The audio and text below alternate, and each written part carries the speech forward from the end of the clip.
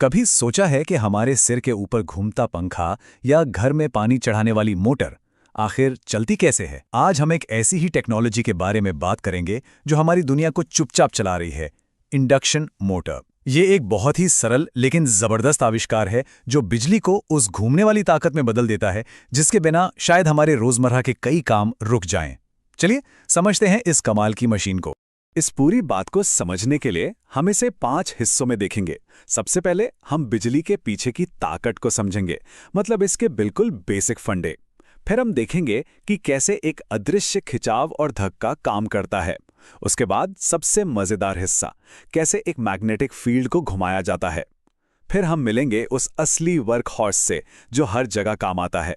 और आखिर में हम ये जानेंगे कि इन मोटरों की एफिशिएंसी और रख रखाव इतना जरूरी क्यों है। तो चलिए शुरू करते हैं।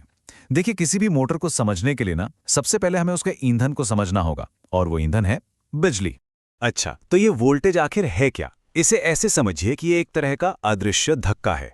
ये वो ताकत है जो छोटे छोटे एनर्जी पार्टिकल्स, जिन्हें हम इलेक्ट्रॉन्स कहते हैं, को एक तार में आगे बढ़ने पर मजबूर करती है। अगर ये धक्का ना हो तो इलेक्ट्रॉन्स बस अपनी जगह पर ही पड़े रहेंगे।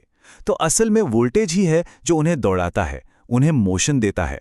चलिए इसे एक बहुत ही आसान उदाहरण से समझते हैं। इससे वोल्टेज और करंट दोनों एकदम साफ हो जाएंगे। सोचिए कि एक पानी की टंकी है। अब टंकी में पानी का लेवल जितना ज्यादा होगा वो हो गया आपका वोल्टेज। जितना ऊंचा लेवल उतना ज्यादा प्रेशर, है ना? और उस प्रेशर की वजह से पाइप से जो पानी बह रहा है उसका जो फ्लो है वो है करंट। तो फंडा बहुत सिंपल है, जितना ज्यादा वोल्टेज मतलब जितना ज्यादा प्रेशर उतना ही तेज करंट, यानी उतना ही तेज पानी का बहाव। बिजली बिल्कुल बिल्कुल इसी तरह काम करती है।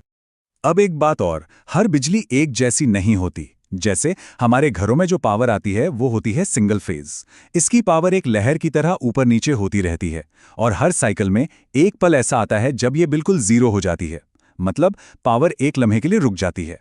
अब ये एक बल्ब जलाने के लिए तो ठीक है, पर किसी बड़ी मोटर के लिए ये एक प्रॉब्लम है। वहीं दूसरी तरफ है 3 फेज पावर। इसमें समझिए कि 3 पावर की लहरें एक साथ चल रही हैं, और वो भी इस तरह के पावर कभी भी जीरो नहीं होती। ये एक एकदम स्मूथ, लगातार मिलने वाली एनर्जी की धारा है, और यही वजह है कि बड़ी बड़ी इंडस्ट्रियल मोटर्स को चलाने के लिए ये परफेक्ट होती है। ठीक है, तो हमने बिजली के धक्के को तो समझ लिया। अब बात करते हैं उस खिंचाव की जो असल में मोशन यानी गति पैदा करता है। और ये खिंचाव आता है एक अदृश्य शक्ति से, जिसे हम मैग्नेटिज्म यानी चुंबकत्व कहते हैं। यहीं से असली जादू शुरू होता है। ये एक बात हमेशा याद रखिएगा, हर इलेक्ट्रिक मोटर दिल से एक मैग्नेट ही है। ये गति बनाने के लिए, घूमने के लिए मैग्नेट की सबसे बुनियादी ताकत का इस्तेमाल करती है। सब कुछ बस खिंचाव और धक्के का एक आसान सा खेल है। और ये खेल एक ऐसे नियम पर चलता है जो हम सब स्कूल से पढ़ते आए हैं, कि जो विपरीत ध्रुव होते हैं यानी नॉर्थ और साउथ, वो एक दूसरे को अपनी ओर खींचते हैं, आकर्षित करते हैं। और जो एक जैसे ध्रुव होते हैं जैसे नॉर्थ और नॉर्थ, वो एक दूसरे को दूर धकेलते हैं। एक इंडक्शन मोटर बस इसी आसान से लेकिन बहुत शक्तिशाली नियम का बड़ी चालाकी से इस्तेमाल करती। चलिए अब मोटर के अंदर झांक कर देखते हैं। इसमें 2 मेन प्लेयर्स होते हैं। जो बाहरी हिस्सा है जो अपनी जगह पर स्थिर रहता है उसे कहते हैं स्टेटर। याद रखने का आसान तरीका है, स्टेटर मतलब स्टेशनरी यानी स्थिर। और जो अंदर घूमने वाला हिस्सा है उसे कहते हैं रोटर, क्योंकि वो रोटेट करता है यानी घूमता है। चलिए जी, अब आते हैं सबसे हैरान कर देने वाले हिस्से पर। ये वो आइडिया है जो इंडक्शन मोटर को इतना खास बनाता है कि ये बिना किसी फिजिकल टच के, बिना छुए स्टेटर से रोटर तक पावर कैसे पहुंचा देती है। ये सुनने में किसी जादू जैसा लगता है। तो यहां सबसे बड़ा सवाल ये उठता है, अगर स्टेटर अपनी जगह से हिल ही नहीं रहा है तो वो रोटर को घुमाने के लिए एक घूमने वाला फोर्स आखिर बनाता कैसे है?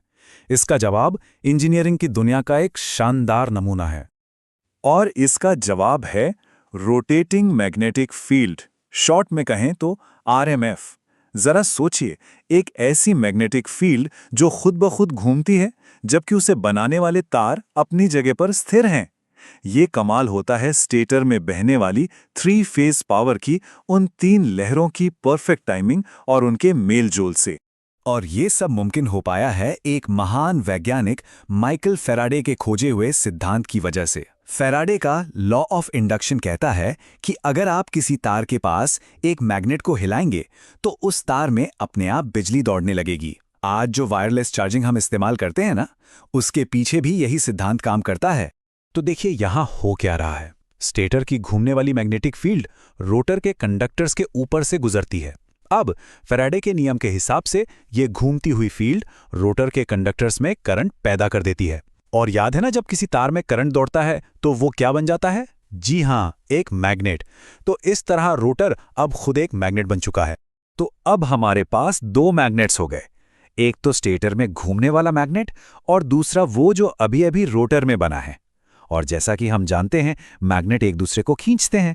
बस स्टेटर की घूमने वाली फील्ड रोटर की फील्ड को अपने पीछे पीछे खींचती है, मानो किसी अदृश्य रस्सी से बंधी हो। और इसी खिंचाव से रोटर घूमने लगता है। यहां एक बहुत ही मजेदार बात है, रोटर कभी भी मैग्नेटिक फील्ड की स्पीड को पकड़ नहीं पाता। वो हमेशा बस थोड़ा सा पीछे रहता है। स्पीड में इसी छोटे से फर्क को स्लिप कहते हैं, और ये स्लिप बहुत जरूरी है। सोचिए, अगर रोटर मैग्नेटिक फील्ड के साथ एकदम बराबर स्पीड पर घूमने लगे तो उसके लिए फील्ड में कोई बदलाव ही नहीं होगा, और अगर फील्ड में बदलाव नहीं होगा तो करंट बनना बंद हो जाएगा, मोटर वहीं रुक जाएगी।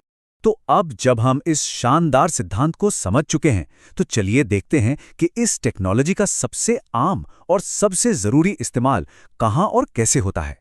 मिलिए स्क्विरल केज रोटर से। इसका यह अजीब सा नाम इसलिए पड़ा क्योंकि इसकी बनावट पुराने जमाने में गिलहरी के दौड़ने वाले पिंजरे जैसी दिखती है।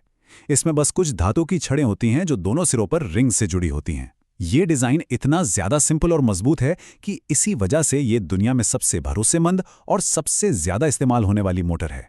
और इसके इतना पॉपुलर होने के पीछे कई वजहें हैं। ये बनावट में एकदम सिंपल और लगभग कभी न टूटने वाली है। इसे बनाने का खर्च बहुत कम आता है। इसमें ब्रश जैसी कोई घिसने वाली चीज नहीं होती, इसलिए इसे लगभग न के बराबर मेंटेनेंस की जरूरत पड़ती है। और क्योंकि इसमें कोई स्पार्क यानी चिंगारी नहीं निकलती, तो इसे ऐसी जगहों पर भी इस्तेमाल करना सुरक्षित है जहां आग लगने का खतरा हो। ये सच में इंडस्ट्री का एक असली वर्क हाउस है। चलिए जरा इस टेबल पर एक नजर डालते हैं। ये स्क्विरल केज मोटर की तुलना उसके एक और भाई स्लिप रिंग मोटर से करती है। आप साफ साफ देख सकते हैं कि स्लिप रिंग मोटर की बनावट ज्यादा जटिल है, वो महंगी भी है और उसे बार बार मेंटेनेंस की जरूरत पड़ती है। लेकिन हाँ, उसका एक फायदा है, उसका स्टार्टिंग टॉर्क बहुत ज्यादा होता है। मतलब वो शुरुआत में बहुत ज्यादा वजन उठा सकती है, इसीलिए वो क्रेन और एलिवेटर्स जैसी चीजों के लिए अच्छी है। लेकिन ज्यादातर रोजमर्रा के कामों के लिए, जैसे पंप, पंखे, मशीनें, इन सब के लिए सिंपल, सस्ती और भरोसेमंद स्क्विरल केज मोटर ही किंग है। चलिए अब एक ऐसे टॉपिक पर बात करते हैं जो आज की दुनिया में बहुत बहुत जरूरी हो गया है, एफिशिएंसी। मतलब बात सिर्फ ऐसी मोटर बनाने की नहीं है जो काम करे, बात ऐसी मोटर बनाने की है जो अपना काम कम से कम एनर्जी बर्बाद करके करे। और अब तो सरकारें भी इस पे बहुत ध्यान दे रही हैं। ये स्लाइड दिखाती है कि कैसे यूरोपियन यूनियन ने पिछले कुछ सालों में मोटरों के लिए एनर्जी एफिशिएंसी के नियमों को लगातार सख्त किया है। मैसेज एकदम क्लियर है, एनर्जी की बर्बादी अब मंजूर नहीं है। और ये सिर्फ यूरोप की बात नहीं है, ये पूरी दुनिया में हो रहा है। और देखिए, इसका एक सीधा सीधा फायदा पैसों से भी जुड़ा है। ये चार्ट साफ तौर पे दिखाता है कि एक साधारण मोटर को बदलकर एक हाई एफिशिएंसी मॉडल लगाने से साल भर में बिजली के बिल में कितने पैसों की बचत हो सकती है। ये एक ऐसा इन्वेस्टमेंट है जो वक्त के साथ अपनी कीमत वसूल करवा देता है, और ये हमारी जेब और हमारे प्लैनेट दोनों के लिए अच्छा है। और आखिर में बात करते हैं मेंटेनेंस यानी रख रखाव की। हालांकि ये मोटरें बहुत ज़्यादा मजबूत होती हैं, लेकिन थोड़ी सी देखभाल इनकी उम्र को काफ़ी बढ़ा सकती है और इन्हें अपनी बेस्ट परफॉर्मेंस पर चला सकती है। ये बिल्कुल अपनी गाड़ी की देखभाल करने जैसा है। रोज़मर्रा की छोटी छोटी जांचें, जैसे कि कनेक्शन ढीले तो नहीं है, मोटर ज़्यादा गर्म तो नहीं हो रही, या बेरिंग से कोई अजीब आवाज़ तो नहीं आ रही, इन सब पर ध्यान देने से बहुत बड़ा फर्क पड़ सकता है। तो हम आपको इसी सवाल के साथ छोड़ कर जाते हैं। दुनिया की इंडस्ट्रियल बिजली का एक बहुत बड़ा हिस्सा यही मोटरें इस्तेमाल करती हैं। जरा सोचिए, अगर हम इनकी एफिशिएंसी में सिर्फ कुछ % का भी सुधार कर पाएं तो क्या होगा? हमारे एनर्जी के भविष्य के लिए इसके क्या मायने होंगे? वो अगली बड़ी खोज क्या हो सकती है जो इन शानदार मशीनों को और भी बेहतर बना देगी?